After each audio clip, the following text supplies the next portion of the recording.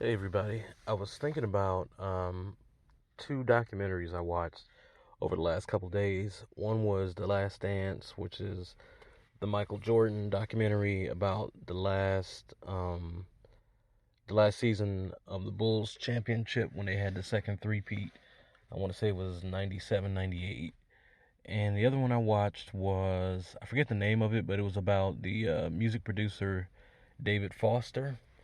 And I didn't know that David Foster had produced or written or had some part of so many uh, classic songs. Like I think they said he had 47 Grammy nominations, he had 16 wins, and he said he sold half a billion, 500 million records with the songs that he had written and stuff. And he said by the time he was 13 that he was out earning his father. And I'm like, that is crazy. And just the story of Michael Jordan and how he was talking about, it was a lot of different interviews and how different people were talking about how he was as a player and how they believed he was, as a person, and what he was like during practices and during all those times. um the things that kind of stood out to me about the Michael Jordan documentary was that prior to this there was always talk that he was kind of like a dictator or a tyrant in practices or real brutal on people and stuff like that. So it wasn't new to hear about that information even from him, because you had been hearing it. If you had been around at that time, you'd been hearing rumors and stuff. And then the book about the Jordan rules about gambling and just being uh like a jerk to people around him and stuff. And that's not a new theory for people who are great to be um jerky. It's not a new thing to to be to be difficult, I guess, would be another way to say it. I think that greatness does have, and even Michael Jordan said, I think that success and greatness and being a leader, all of those things have a cost, and it all depends on what you're willing to pay. Um, I think it was interesting they were talking about in a piece of the documentary about, it was a black politician who was running against Jesse Helms in North Carolina. North Carolina being the home state of Michael Jordan, and how people kind of assumed that he would be publicly in support of the black senator who, or the black person who was attempting to run for Senate against Jesse Helms, given the track record of Jesse Helms in regard to just things in the state of North Carolina, but his views in general were counterproductive and racist at the very least.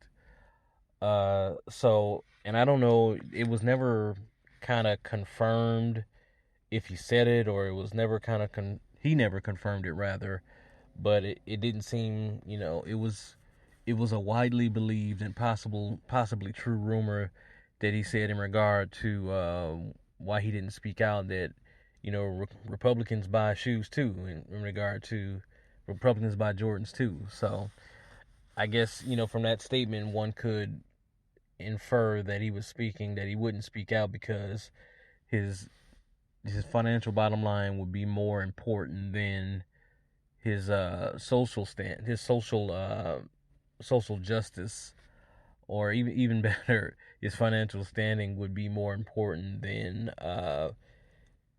his culture, basically. To kind of sum it all up, what he stands for culturally, what he stands for as a member of the black community, and even as a member of that specific black community. Um, that wasn't anything that hadn't been said about Michael Jordan over the years, and even in the comparisons with him and LeBron James, people often said if you want to win, a game, if you want to win in the finals, you go with Michael Jordan. But if you want to go with a better all around person, a human being, a better person for your society, you go with LeBron James. So I don't know if that. I don't know how you. I guess it depends on what you're shooting for. If that's a compliment or if that's an insult, I don't know. For me, in my life, at my limited amount of success, I think that my character is a bit more important than my financial status, because money comes and goes kind of quickly, but I think that your character, once you've been deemed a certain type of person, I don't think that goes away as quickly. I don't think that that comes back as quickly if it's damaged. So I think that in as much as I try to be a better person every day, you try to make sure that your character is solid. You know, you try to make those repairs on your character so that if there are flaws out there, if there are um, things that you've done that are detrimental, that are offensive, that you try to rectify those to make sure that your character is intact, because at the end of the day, that's pretty much all we have. We have your character, and what Michael Jordan said in regard to those comments, he said that I'll my game was better than any of that stuff. He said his game had set the standard, and it was true, because as long as and that's the same with anything. As long as he still played good, people were willing to forgive and overlook. And to his point, if he played good, he would have the opportunity to change those mindsets, and to change those views, and to change those hearts, in addition to playing well. So just a very interesting documentary. A lot of comments, on the internet about it and stuff. The part that resonates with me, and why I was thinking about it this morning, was he was talking about himself being a tyrant, and being hard, and being pushing people that didn't want to be pushed, and dragging people along that didn't want to be dragged along, because his goal was to win. And winning is awesome. And the part that got me about that was that while he was talking about that, he said, if you don't want to do it that way, if you don't want to win that way, if you don't want to go that way, then don't do it. But as he was saying, as he was saying it, he was tearing up and crying. And I think that, I mean, and this is just my opinion. This is probably nowhere near what Michael was thinking, because again, to have that killer instinct in regard to competition, I'm competitive, but I don't want to win at all costs, and I don't want to destroy the people around me, quote unquote, destroy the people around me, or insult them, or get into physical fight. I don't want that. But I've never been at that level of competition, so I can't say that my views are going to be anywhere near where his was. But my thoughts on that was, as he got older, and as men do get older, you kind of think about, does the ends justify the means? Now, of course, he would want to win, all the championships he could, and be the best at everything he did, because they said that throughout his life. That's what he strove for, the goal of excellence. And I don't think there's anything wrong with that at all. I think that as you get older, you realize that sometimes the ends doesn't justify the means. The goal that you want doesn't justify how you treat the people around you to get there. And I think that, in my opinion, watching that, that's what my thought was when I saw him beginning to tear up about that, is that maybe he felt that he had no other option to get the goal that he wanted than to be that person. Although now, at his later age, he understands and realizes that that's not a good person to be. I don't think he would be that person. Well, I don't know. I don't know him. I would imagine he couldn't be that person now, to have that amount of killer instinct.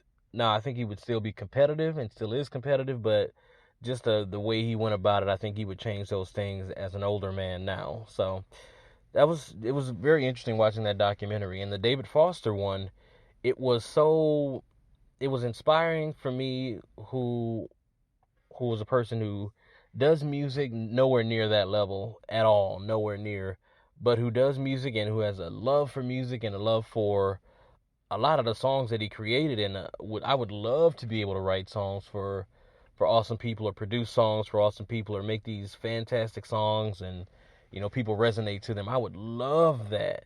And it's always interesting to me when I consider great people like David Foster, how And I think about this in regard to my goals in my life. They always have some level of success. Usually it's early, some level of success. Like I said earlier, he said that at the age of 13, he was out earning his father. So I think that that's huge success very early on. And for me, whenever I do my evaluations, which is kind of regularly on my life, I think about what are some of the areas in my life early on that I've had success with. And I kind of try to, do I still like doing those things? Can I still push into those things? How big was the success, you know? And for me, my successes weren't gigantic, but there were some that gave me joy, and some that taught me lessons, and things like that. But with the David Foster thing, he said early on, he and a couple guys he knew had a dream of making it big as rock and roll singers, and they went to London, and stayed out there for a little bit. And after a couple months, it wasn't going good, so a lot of the guys went home. And he said that I'm out here to make it. So he ended up staying in London, he said, for, I want to say, a little bit over a year. And he finally had to come home. And he said he got a $60 plane ticket from his parents to come home. That's crazy. $60 to come from London back to, I want to say he was living, where was he living? I don't know where he was living, but $60 from London back to the U.S. is still a great price. And he said he came back and he still kept working, and just taking different opportunities, taking all the chances that he could. And why that was interesting to me is because in regard to drumming, before I had kids and stuff, I would take any and every opportunity to play drums anywhere, because I knew that even if it wasn't a good gig, or if it didn't pay anything, or if it didn't pay a lot, I knew that I would gain experience out of it. And if the people were cool and I thought I could gain something from it, I could get the repetitions in with playing, I would do it. I would practice, hard, and go and play at these different events, one day events, or whatever.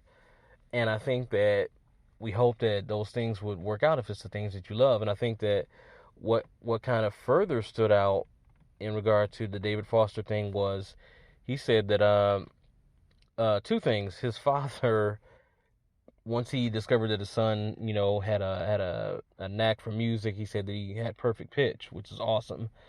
And his father noticed that, and he took his life savings, he said, which was $1,700 at that time, and he bought his son a piano and a monitor.